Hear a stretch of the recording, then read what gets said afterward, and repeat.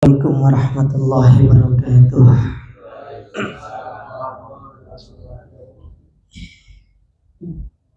Alhamdulillahi rabbil alamin. Wa asyhadu an la ilaha illallah wahdahu la syarika lah. Wa asyhadu anna Muhammadan abduhu wa rasuluh. Allahumma anfa'na bima 'allamtana wa 'allimna ma yanfa'una wa zidna ilma.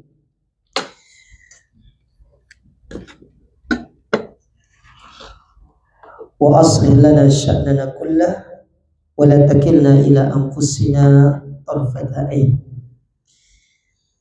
Amma ba'd, teman-teman yang semoga senantiasa dirahmati Allah. Pertama-tama marilah kita senantiasa memanjatkan puji syukur kita kepada Allah Azza wa Jalla atas segala karunia yang Allah berikan kepada kita di kesempatan pagi hari yang berbahagia ini, di mana saya diberikan satu nikmat bisa bersilaturahim ya dengan teman-teman di sini di PT Multiguna Internasional Persada, betul ya? Ini multigunanya untuk apa ini? Kan serbaguna ya. Berarti kalau sudah internasional ini kaitannya dengan ekspor impor. Ini satu kenikmatan saya bisa hadir di sini bertemu dengan teman-teman sekalian. Ya, daerah sini tuh bukan daerah asing sih bagi saya. Saya dulu tinggal di utara sini sekitar hampir 12 tahun.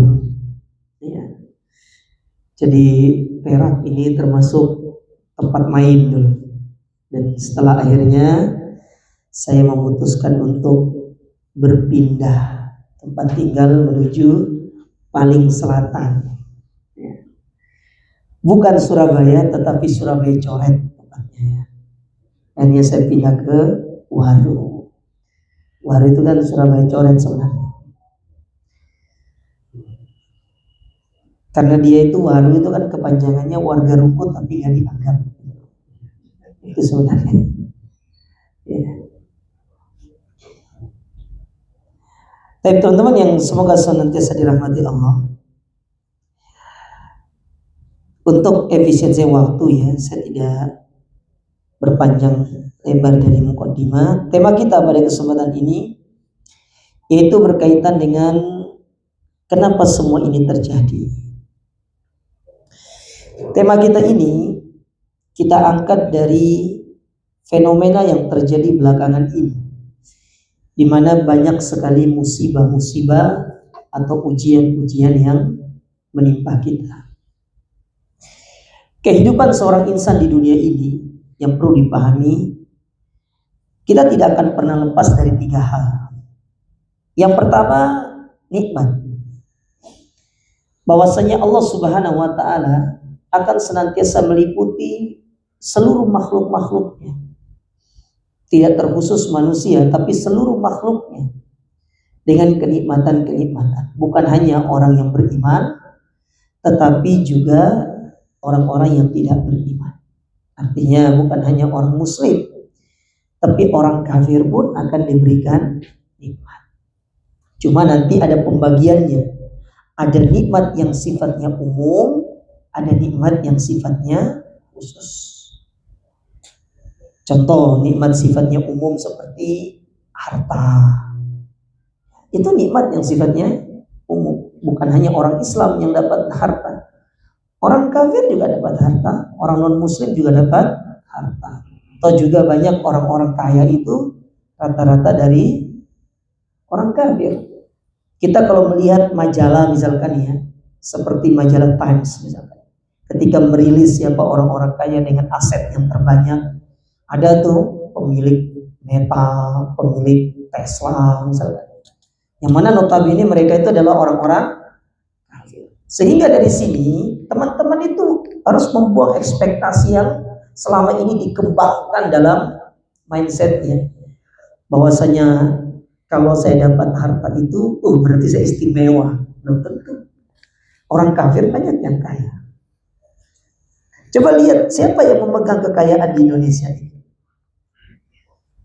Orang-orang kaya di Indonesia ini rata-rata dari Surabaya. Dan kalau kita lihat dari Surabaya rata-rata orang kaya. Iya. Coba lihat Pakuwon Group, Lipo Group. Ya, siapa yang punya? Antum? Bukan. Jadi itu bukan nikmat yang spesifik. Tapi ada nikmat yang khusus yang Allah berikan. Apa itu? Nikmat Islam. Tidak semua orang diberikan nikmat Islam. Makanya nikmat itu ada dua. Ada nikmat yang umum, ada nikmat yang khusus. Dan kita di sini diberikan dua-duanya. Kita dikasih nikmat harta oleh Allah meskipun tidak banyak, tidak seperti mereka-mereka.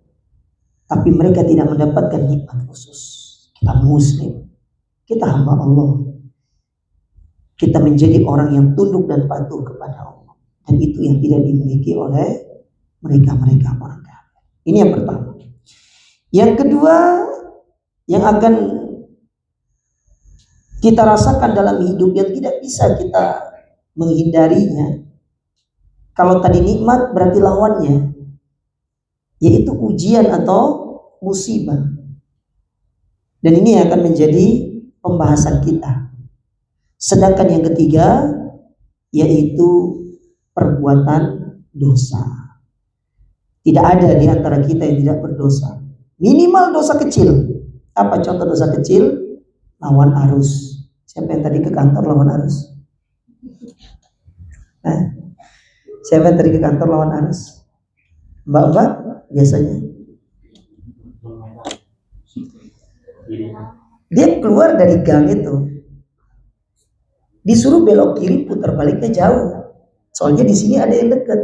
Lawan arus, itu Ustaz, dosanya paling sakit. Tapi kan itu dosa, ya toh? Dan ketika pertama kita lakukan, ada mungkin rasa dalam diri kita, itu perbuatan yang tidak baik. Tapi karena sudah lama-lama sering, kebiasaan nggak?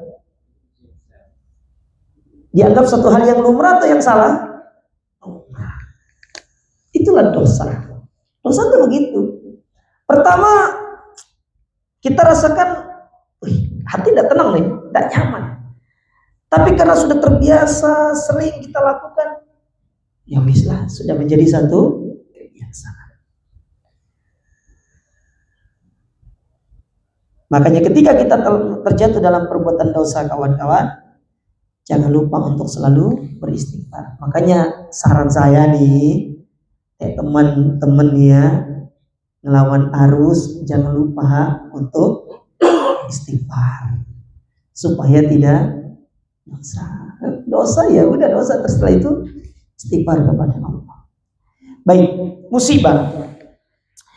Kenapa sih Allah Ta'ala menurunkan musibah itu? Sehingga kita lihat saudara-saudara kita yang ada di Aceh, di Sumatera Utara, atau bahkan seperti yang ada di Malang, dekatnya Semeru misalkan, banyak musibah di negara kita ini. Banjir, belum lagi letusan gunung berapi segala macam. Itu kan musibah. Kenapa sih musibah itu terjadi? Kenapa semua ini terjadi? Kalau kita melihat kepada Al-Quran, kawan-kawannya, ternyata Allah Subhanahu wa Ta'ala menyebutkan tentang musibah itu. Kenapa semua itu terjadi? Kembali kepada dua poin utama. Yang pertama yang Allah sebutkan di dalam surat Asy-Syura pada ayat yang ke-30. Dan yang kedua Allah sebutkan di dalam surat Al-Hadid pada ayat yang ke-22. Coba kita saksikan sama-sama ya, kita simak sama-sama. Yang punya aplikasi Quran boleh untuk dia buka. Yang pertama lihat surat Asy-Syura, surat yang ke-42, ayat yang ke-30. Apa kata Allah Subhanahu wa Ta'ala di situ? Wa ma asabakum min musibatin fabima kasabat aydikum wa ya'fu an katsir.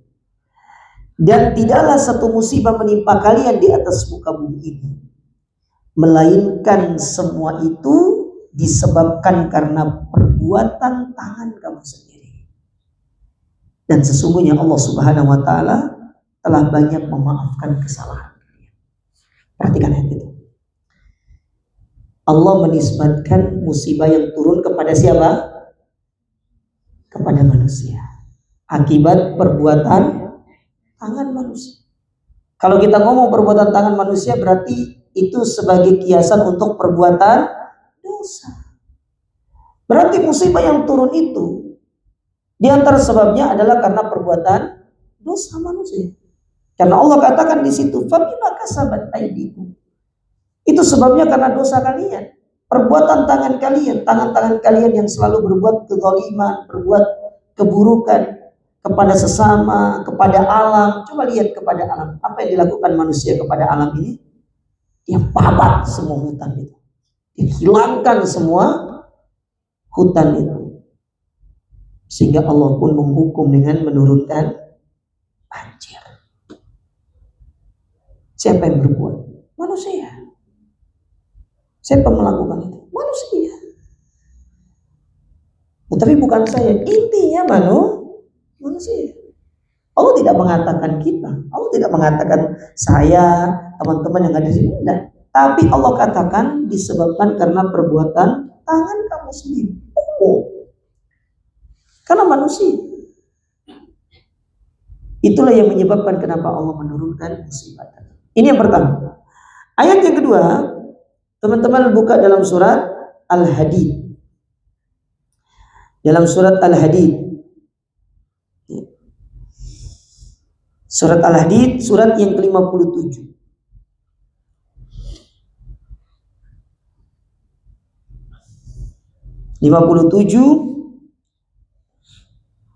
Pada ayat yang ke-22. Allah Subhanahu wa taala berfirman, "Ma asaba min musibatin fil ardi wala fi anfusikum." Dan tidaklah satu musibah itu menimpa kalian, baik itu di bumi ataupun yang terjadi pada individu-individu kalian, illa fi kitabim min qabli an nabra'aha inna dzalika 'alallahi yasir. Melainkan semua itu telah Allah takdirkan, tuliskan, dan semua itu sangat mudah bagi Allah. Nah, di dalam ayat ini Allah menisbatkan musibah itu kepada takdir. Allah menisbatkan musibah itu kepada takdir. Sehingga dari dua ayat ini kita bisa simpulkan, kalau musibah itu turun kepada kita, yang pertama kita lihat, kalau ternyata kita tidak memiliki perbuatan dosa, anggap saja ini menimpa individu. Kalau ini tidak bukan karena perbuatan dosa yang kita lakukan, selama ini kita taat, kita beribadah, melaksanakan kebaikan-kebaikan, ya, menjaga hubungan baik dengan sesama. Tapi ternyata musibah itu menimpa diri kita, berarti musibah tersebut bagian daripada takdir. Paham sampai di sini? Tapi kalau ternyata musibah yang menimpa kita itu setelah kita bermuhasabah diri, kita cross check diri kita, oh ternyata karena saya melakukan A, B, C, D, berarti musibah itu disebabkan karena perbuatan dosa. Nah, sehingga dari sini teman-teman ya, kita lihat sekarang, coba kita perhatikan musibah yang terjadi di negara kita. Kenapa semua itu bisa terjadi? Kita mau bilang takdir, oke, tapi kan ada sebab yang lain. Sebab yang lain banyak di antara kaum muslimin, manusia di negara kita ini, yang mereka melakukan berbagai macam perbuatan-perbuatan kemaksiatan. Coba lihat sekarang, maksiat apa yang tidak dilakukan di negara kita? Bahkan dengan mudah sekali orang itu melakukan perbuatan maksiat. Bahkan kita sudah sampai pada titik kita bermaksiat kepada Allah Ta'ala itu tidak ada lagi rasa malu kita. Terang-terangan di media sosial, bahkan di post segala macam. Maka saya ingin ingatkan kepada kawan-kawan ini, sebuah ungkapan, media sosial itu seperti pisau yang bermata dua, tergantung bagaimana cara kita menyikapi. Nah, ternyata banyak orang di media sosial itu, entah itu Facebook, Instagram, Saya dapati mereka justru melakukan hal tersebut dengan cara tidak baik. Bahkan di dalam hal-hal yang mereka bagikan kepada halayak ramai itu mengandung unsur-unsur pembuatan dosa besar. Semisal contohnya, kita sering dapati konten-konten itu berbicara tentang seorang suami dengan istri. Seperti suami yang kontennya itu ya, suaminya itu seperti kayak dipukul-pukul sama istrinya, kadang-kadang dia dicaci maki sama istrinya segala macam. Atau sebaliknya, istri atau suami yang berbuat tidak baik kepada pasangan. Hal-hal semacam itu tidak bagus. Apalagi sampai berpura-pura atau bermain-main terhadap menceraikan pasangannya dengan mengatakan sudah kamu pulang saja ke rumah orang tua. Padahal itu cuma main-main. Hati-hati hal-hal seperti itu. Itu tidak boleh. Bahaya. Karena itulah yang mengundang murka Allah Subhanahu wa taala untuk turun kepada kita. Apalagi itu kaitannya dengan masalah perpisahan misalkan. Yang mana Nabi SAW telah menyebutkan tentang masalah ini. Kita itu kalau urusan talak, cerai, rujuk, tidak boleh bercanda. Karena bercandanya itu serius, seriusnya lebih serius. Contoh misalkan, ada si A, dia bilang kepada sama istrinya, Dek, aku ceraikan kamu. Tapi prank, sudah jatuh talaknya. Hati-hati. Itu yang sering terjadi sekarang itu. Itu sebuah maksiat tapi ditampakkan ke halayak ramai. Dan itulah yang bisa mengundang murka Allah Subhanahu wa taala. Mengundang Allah Subhanahu wa taala itu membenci kita, mengundang kemurkaan Allah. Dan akhirnya kalau Allah sudah murka, apa yang terjadi? Allah Subhanahu wa taala akan menurunkan hukumannya. Yaitu contoh banjir. Nanti lihat banjir itu. Ternyata data yang menyebutkan banjir itu dampaknya jauh lebih dahsyat daripada tsunami. Kalau tsunami itu hanya menenggelamkan sekitar 13 kecamatan atau ya pokoknya 13 kabupaten, kecamatan terus totalnya semua. Banjir 16. Lebih banyak. Bahkan banyak desa-desa yang hilang. Kalau tsunami kan datang air. Ini tidak banjir beserta lumpurnya. Saya dikirimi video-video sama kawan-kawan yang ada di sana. Banyak teman-teman kita dari Surabaya berangkat untuk menjadi relawan, datang ke sana. Yang ada sudah 2 minggu di sana. Mereka kirim video.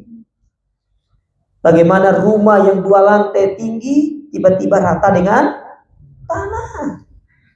Rata dengan tanah. Kenapa semuanya terjadi? Ini takdir Ustaz. Iya, takdir. Tapi ada sebab yang lain. Ini karena perbuatan maksiat. Pertanyaannya, apakah Surabaya nggak bisa seperti itu? Bisa. Sangat bisa. Mungkin Surabaya tidak didatangkan yang namanya longsor. Kita dekat laut tuh. Kalau Allah angkat lautnya, kalau timpakan ke kita di daerah Surabaya ini, apa yang terjadi? Selesai kita. Nah, oleh karena itu teman-teman sekalian ya, ketika kita mendapati fenomena-fenomena seperti ini, hendaklah kita sebagai seorang muslim itu mengambil pelajaran. Karena tidaklah setiap ujian, setiap musibah yang Allah Subhanahu wa taala turunkan kepada kita, melainkan di balik semua itu ada pelajaran-pelajaran yang bisa kita petik. Makanya Allah Ta'ala mengatakan inna fi qasasihim la ibratan liulil absar. Pada setiap kejadian itu semuanya itu pasti ada pelajaran yang bisa dipetik bagi orang-orang yang mau berpikir. Masalahnya kita dikasih akal untuk berpikir tapi enggan untuk kita gunakan berpikir. Padahal sebenarnya ya tidak usah kita jauh-jauh ke Aceh itu. Tidak usah jauh-jauh kita Sumatera Utara. Di sekeliling kita banyak terjadi musibah-musibah, ujian-ujian itu. Pernahkah kemudian dari setiap kejadian itu kita mengaktifkan nalar berpikir kita? Kenapa semua ini bisa terjadi? Kenapa ini bisa terjadi? Kenapa hal ini begini? Kenapa begini? Pernah gak kita berpikir? Apa hikmah kemudian Allah Subhanahu wa Ta'ala menjadikan ini kepada kita, ini kepada kita? Apa hikmah? Jarang kita gunakan kemampuan akal kita untuk benar-benar mengeksplor pada setiap peristiwa-peristiwa yang kita alami, yang kita rasakan. Hampir-hampir jarang. Kadang-kadang kita gunakan akal ini untuk memikirkan satu hal-hal yang kadang-kadang gak penting untuk dipikirkan. Mana contohnya Ustaz? Mikirin kehidupan orang, kepo sama kehidupan orang. Ngapain Anda kepo sama kehidupan orang? Kehidupan temennya lah, kehidupan artis lah, selebgram lah, ya. Selebgram yang selingkuh sama suami orang lah. Itu yang dipikir. Habis waktunya. Capek mikirin kayak gitu-gitu. Akhirnya apa terjadi? Pekerjaannya berantakan. Tidak fokus.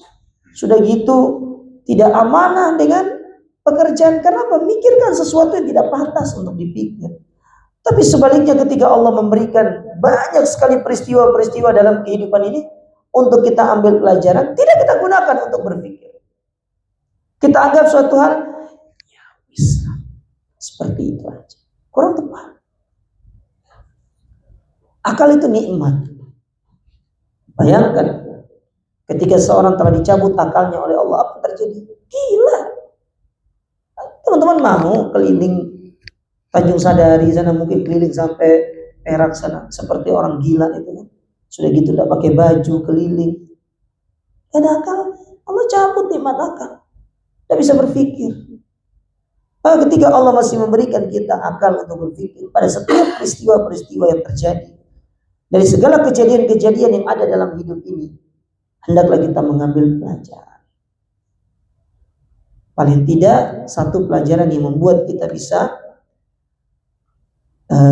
yang bisa kita ambil dari peristiwa itu. Bagaimana cara kita supaya bisa dekat dengan Allah Subhanahu wa Ta'ala.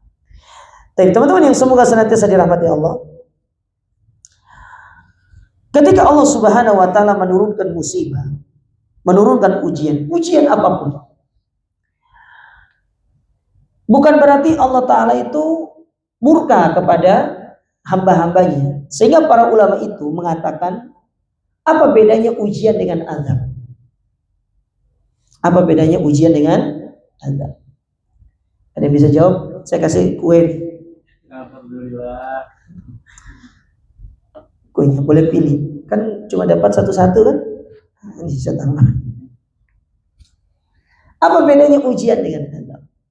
Ujian musibah yang diberikan pada orang yang terima. Kalau ujian itu ya. Kalau musibah, Orang yang tidak terima. ada yang mau coba lagi? Nih tambahkan air 2.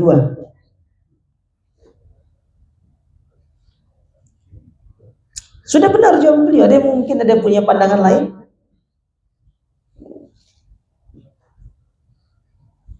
Dia punya pandangan lain? Dia ada?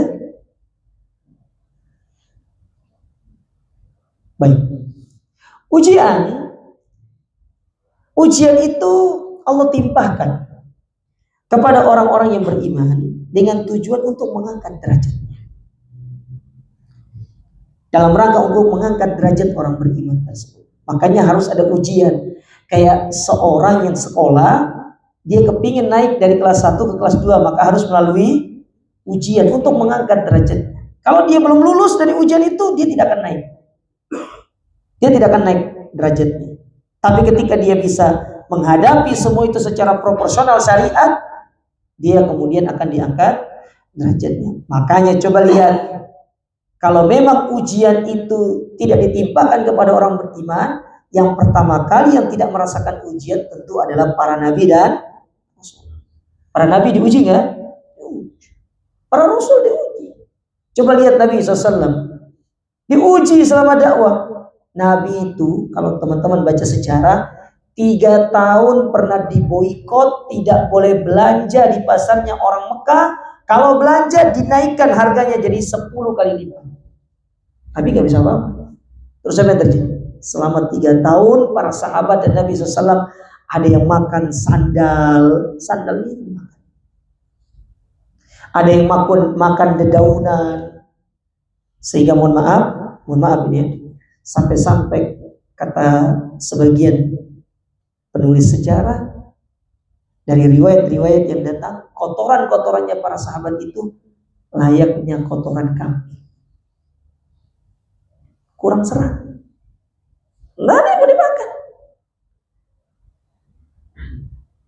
Tapi semua itu kan harus mereka rasakan untuk menaikkan derajat. Adapun azab, azab ini tergantung. Kalau yang ditimpakan itu orang Islam, maka azab itu diturunkan kepada mereka dengan tujuan untuk menghapuskan dosa mereka supaya mereka bertobat kepada Allah. Tetapi kalau ditimpakan itu kepada orang kafir, berarti itu sebagai hukuman di dunia. Alias kalau kita melihat kepada istilah table manner, itu diibaratkan seperti appetizer-nya. Karena main course-nya nanti di dunia. Loh, ada dessertnya? Nggak ada dessertnya. Appetizer aja. Appetizer sama main course-nya nanti di dunia.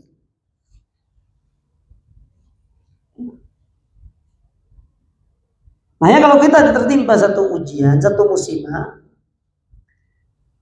dilihat kalau kita adalah orang-orang yang taat kepada Allah Ta'ala, berarti kita itu sedang diangkat derajatnya, kepingin dinaikkan kelasnya. Tapi kalau ternyata kita orang yang jarang sholat, ya jarang ibadah, apalagi tidak amanah dengan pekerjaan.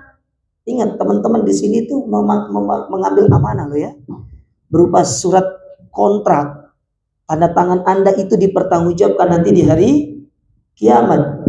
Anda telah mengambil perjanjian dengan tempat Anda bekerja. Kalau Anda tidak amanah, semua itu akan dipertanyakan nanti di hari berat pertanggungjawabannya. Maka bekerjalah dengan amanah, karena itu merupakan ibadah. Jadi Anda datang ke sini dengan niat untuk bekerja secara amanah, berarti selama Anda bekerja, selama itu pula Anda sedang beribadah kepada Allah. Maka selama jam kerja, gunakan dengan sebaik-baiknya. Jangan ikuti orang-orang di luar sana jam kerja kelayapan, tidak tahu kemana, pakai seragam. Ya. Bukan malah masuk ke tempat kerjanya ini malah keliling kana, keliling sini. Jangan. Kecuali kalau keluar untuk tugas pekerjaan, silakan. Nah, kalau kita orang yang bermaksiat, berarti apa yang Allah turunkan itu untuk menghapuskan dosa supaya kita kembali. Makanya Allah Subhanahu wa taala di dalam surat Ar-Rum, Allah mengatakan dalam surat Ar-Rum pada ayat yang ke-41, kata Allah Ta'ala, "Zaharal fasadu fil barri wal bahri bima kasabat aydin nas liyudhiqahum ba'dalladzi bima amilu la'allahum yarji'un." Ketika Allah menimpakan kepada kita hal yang tidak kita senangi dari azab tersebut, tujuan dari itu sebenarnya adalah untuk bagaimana menjadikan kita kembali kepada Allah, supaya kita kembali menjadi pribadi yang lebih baik. Menjadi pribadi yang lebih baik, bukan kemudian itu semata-mata Allah benci kepada kita, tidak. Tapi hal itu akan bisa menjadi perkara yang menyebabkan Allah benci kita kalau kita itu tidak menyikapi dengan bijak. Kadang-kadang kita suudzon sama Allah Ta'ala. Kenapa sih Allah Ta'ala menimpakan ini sama saya?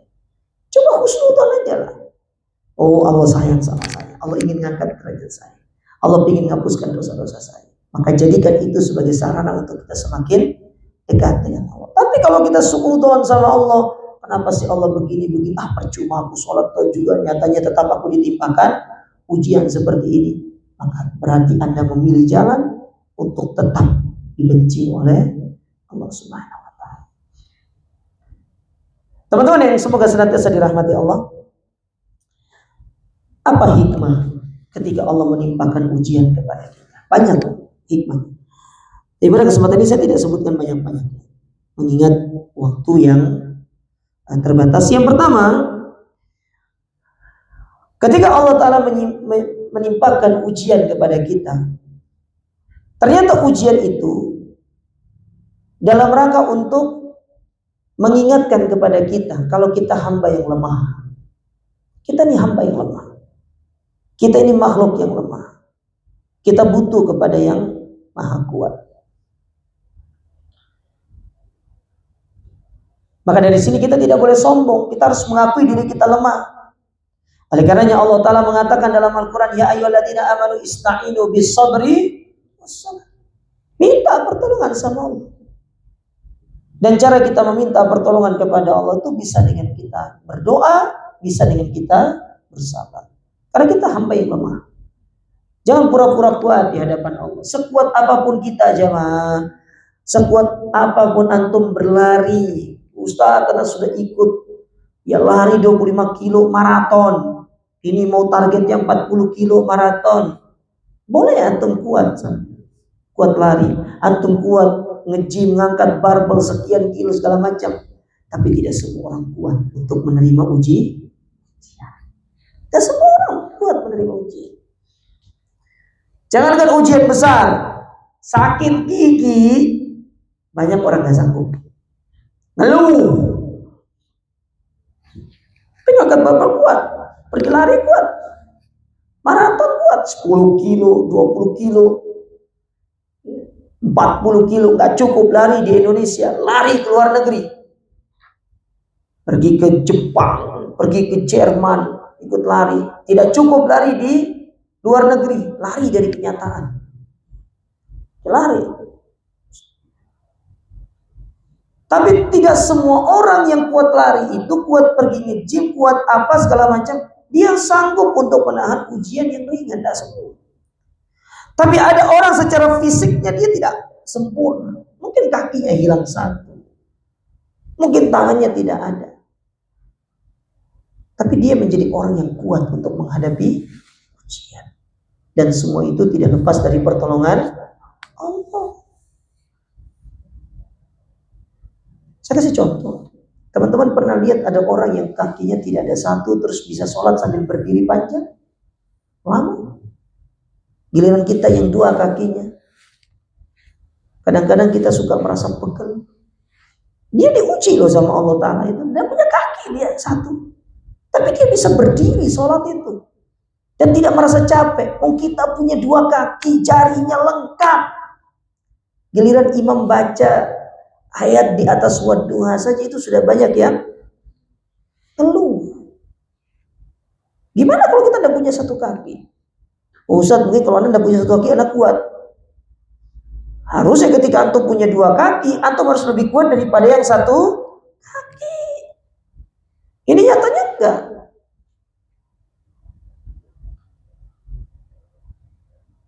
Karena tidak semua orang yang bisa menahan ujian itu. Makanya kita butuh kepada pertolongan Allah. Menunjukkan diri kita lemah. Makanya jangan pura-pura kuat di hadapan Allah Subhanahu wa Ta'ala. Oleh karena ketika berdoa itu, berdoalah dengan merengek, mintalah dengan nangis. Tunjukkan kita di hadapan Allah Ta'ala kita itu hamba yang lemah. Oleh karenanya Allah mengatakan tentang masalah doa itu, apa kata Allah? Innal ladzina yastakbiruna an ibadati sayadkhuluna jahannama dakhil. Kalau engkau tidak mau berdoa, apa sebabnya? Apa yang akan engkau rasakan? Engkau akan dihina dan Allah akan memasukkanmu ke dalam neraka dengan penuh kehinaan. Enggak usah pura-pura kuat itu. Ya.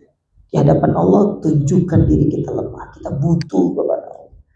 Yang kedua, hikmah di antara musibah itu untuk melihat dan menjadi parameter sudah sejauh mana kesabaran kita. Kan selama ini kita suka bilang aku ini orang sabar, baru diuji dikit hilang sabarnya.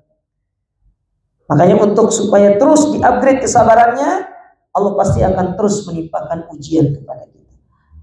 Semakin besar ujiannya, harus semakin besar kesabarannya.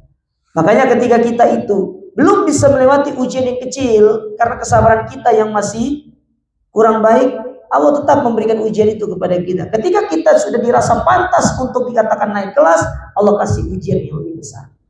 Dan tidak usah khawatir kawan-kawan. Terkadang kita itu ya merasa kalau saya dapat ujian gak ada yang temani saya. Siapa bilang? Kalau manusia tidak menemani kita nggak apa-apa. Benar, kadang-kadang manusia tidak menemani kita ketika kita dapat ujian. Tapi yang perlu kawan-kawan ingat, tidaklah manusia diberikan ujian, pasti Allah bersama kita untuk melewati ujian itu. Cuma kita yang tidak sadar Allah bersama kita. Kita nggak ngerti Allah bersama kita. Padahal Allah Ta'ala itu ya membersamai kita dengan memberikan arahan, kamu harus begini, kamu di sini. Allah berikan ke dalam diri kita ide-ide untuk keluar dari ujian itu begini. Tapi kita tidak sadar. Padahal semua itu adalah bentuk Allah bersama.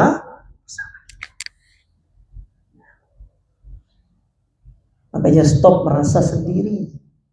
Jangan merasa sendiri. Allah bersama kita. Dimanapun kita berada, Allah bersama kita. Tidak pernah Allah meninggalkan kita. Yang ada, kita yang ninggalin Allah. Tapi Allah tidak pernah ninggalin kita. Kita yang ninggalin Allah. Allah selalu hadir buat kita. Tapi kita yang selalu pergi meninggalkan Allah. Lupa sama Allah. Tidak ingat sama Allah. Nah, sedangkan yang ketiga, yang terakhir ya, ini mungkin teman-teman mau bertanya. Ternyata hikmah dari musibah itu menjadikan kita banyak melakukan ibadah-ibadah yang lain yang selama ini mungkin tidak pernah kita lakukan. Contoh, ada orang diberikan ujian sama Allah Ta'ala berupa ujian kayak tadi, banjir misalnya. Sebelum banjir dia bukan tipe orang yang sholat, bukan tipe orang yang suka berdoa, bukan tipe orang yang sabar. Tapi ketika datangnya banjir, dia menjadi orang yang rajin sholat, rajin ibadah, rajin berdoa. Itu hikmah ujian. Bahkan ada orang-orang yang ketika ditimpakan satu penyakit dan dia terus berdoa minta kesembuhan oleh Allah, kepada Allah dia tidak disembuhkan. Kenapa Allah tidak menyembuhkan dia, Ustaz? Padahal dia sudah berdoa. Bisa jadi hikmahnya kalau dia disembuhkan dia tidak lagi berdoa, maka Allah menjadikan dia tetap sakit supaya dia bisa terus berdoa.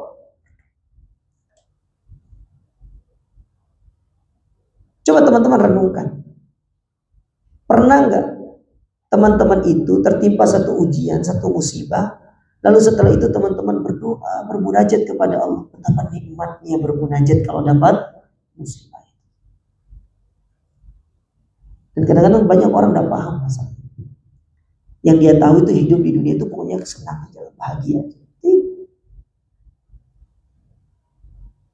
Saya punya kawan, ini sebagai contoh aja. Saya punya kawan. Kawan saya itu dia terkena penyakit gagal ginjal. Jadi dia bilang, Ustaz, anak itu dulu Ustaz, tipe orang yang tidak pernah sholat, pokoknya banyak melakukan maksiat. Tapi subhanallah satu momen anak pergi berobat ke dokter karena anak merasakan ada satu hal yang tidak nyaman dalam tubuh anak. Tiba-tiba dokter memvonis, mohon maaf, Anda divonis gagal.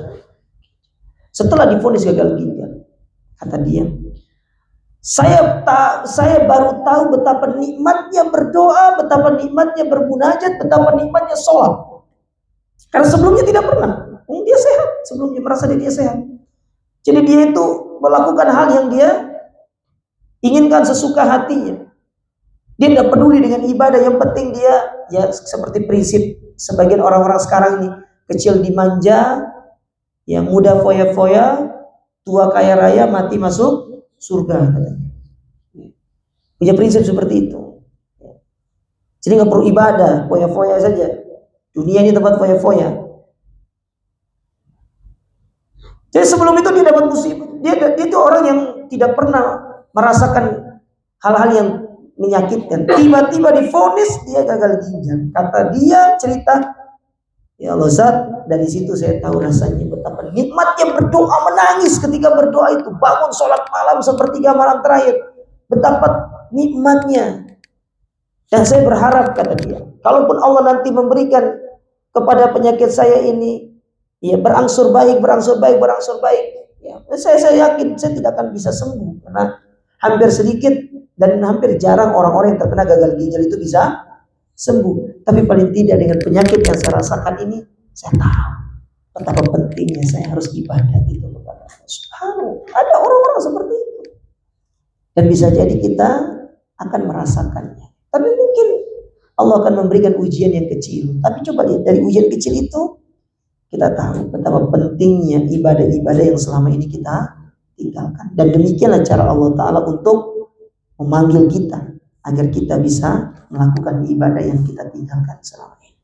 Nah, inilah kawan-kawan beberapa hikmah pelajaran kenapa musibah itu diturunkan dan bagaimana sikap kita seharusnya menyikapi musibah tersebut. Dan semoga Allah Subhanahu wa Ta'ala menjadikan kita orang-orang yang selalu bersabar di dalam menghadapi setiap ujian yang Allah timpakan kepada kita. Silakan, ada yang mungkin mau bertanya atau diskusi di luar tema juga boleh, silakan. Kalau tidak ada kita tutup. Silakan. Masalah bab nikah boleh, silakan. Tapi jangan bab poligami, saya belum siap untuk jawab. Moga, Pak. Salam terbatas. Saya juga melihat dari Indonesia dia kan beberapa kira-kira apa ada dalilnya kalau ini hubungannya dengan pemimpin gitu, pemimpin yang boleh mungkin ya misalnya kalau kerusakan itu karena manusia seperti mungkin penanaman deforestasi dan sebagainya mungkin tidak logisnya bisa ketemu ya, tapi kalau pemimpin itu kan saya pernah dengar bahwa memang kalau pemimpin itu dia juga semacam mengingkari pada Allah juga. Nah, itu apakah bisa berdampak kepada rakyat yang dipimpin juga seperti demikian atau tidak? Ya, sebenarnya kalau kita berbicara tentang bencana itu ada faktor secara alamiahnya, ada faktor non alamiah. Non alamiah seperti penguasa yang zalim, rakyat yang zalim.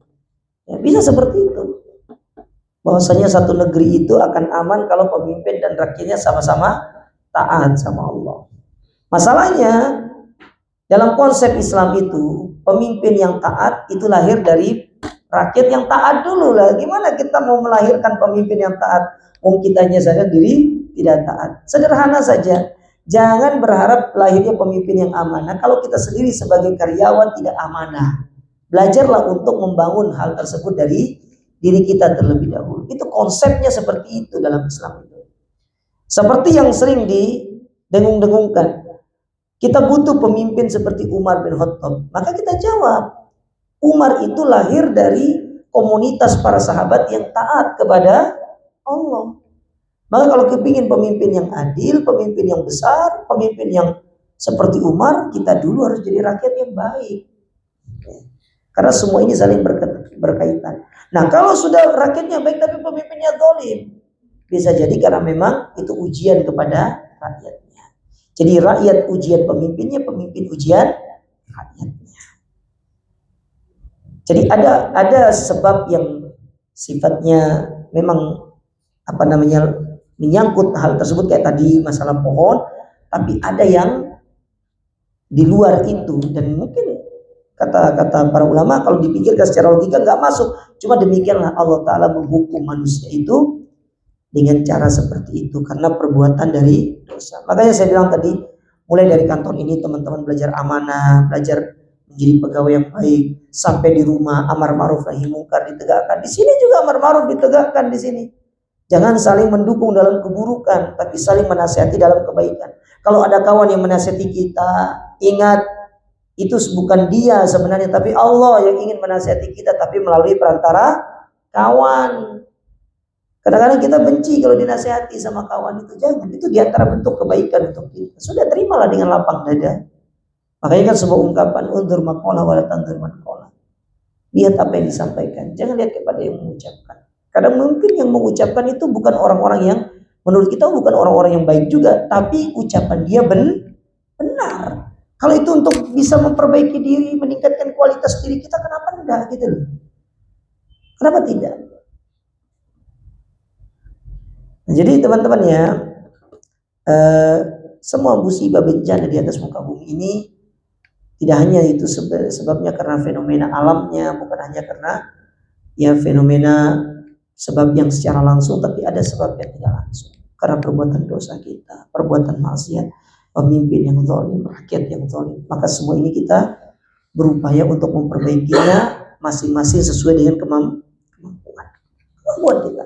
Kita mungkin tidak bisa merubah negara ini, kita tidak mungkin bisa merubah provinsi ini, kota Surabaya ini, tapi paling tidak bagaimana dari rumah kita menciptakan keluarga yang sakinah, kita menciptakan keluarga yang islami.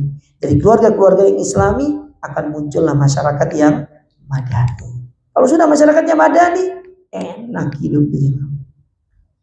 Ya, enak hidup itu.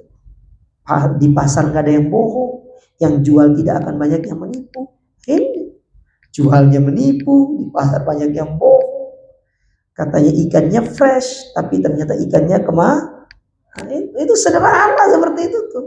Hal-hal sekecil itu tuh bisa merusak ya keberkahan satu negeri.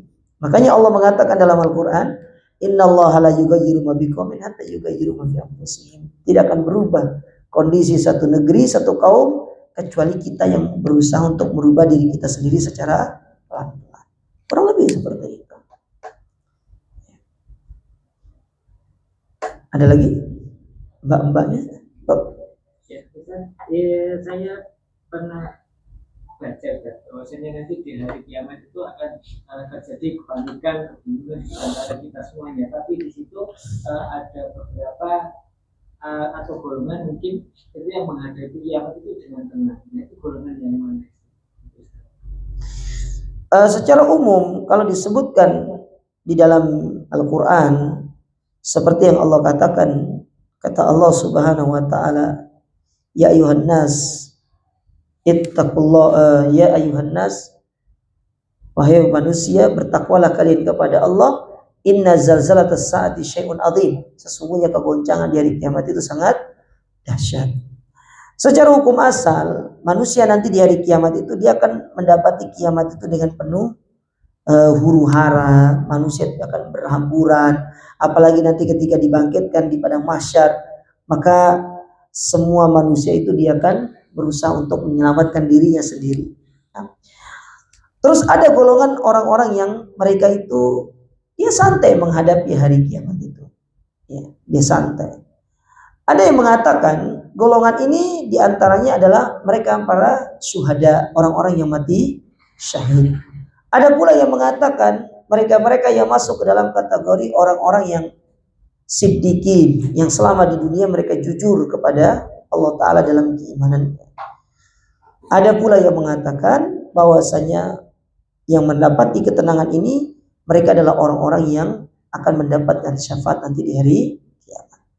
Banyak pendapat dalam masalah ini, tapi wallahu a'lam bishawab. Di antara pendapat-pendapat tersebut, saya pribadi itu pernah mendengarnya dan membacanya dari kitab para ulama itu, bahwasanya yang akan mendapatkan ketenangan itu diantaranya mereka-mereka yang Allah sebutkan di dalam Al-Quran. Ada 4 golongan dalam surat An-Nisa kalau nggak salah itu ya. Surat An-Nisa. Coba saya lihat dulu ya.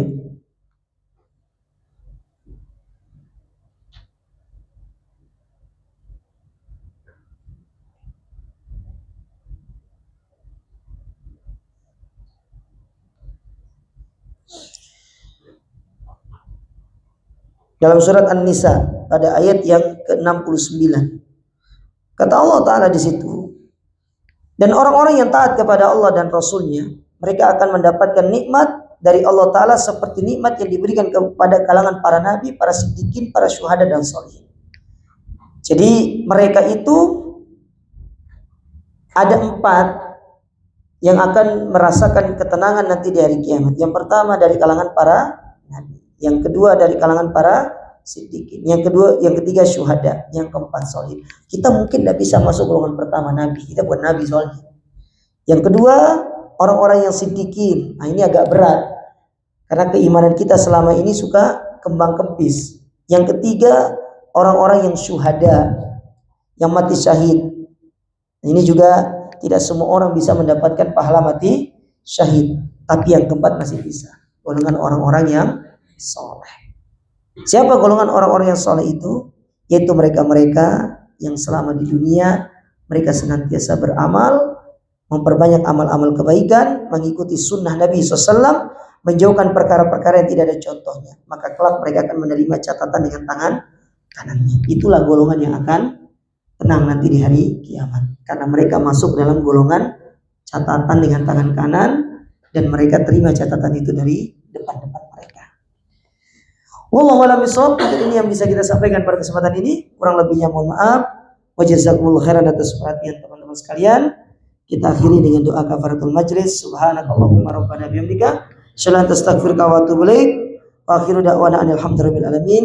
Dari saya, assalamualaikum warahmatullahi wabarakatuh. Saya kembalikan ke moderator. Waalaikumsalam warahmatullahi wabarakatuh.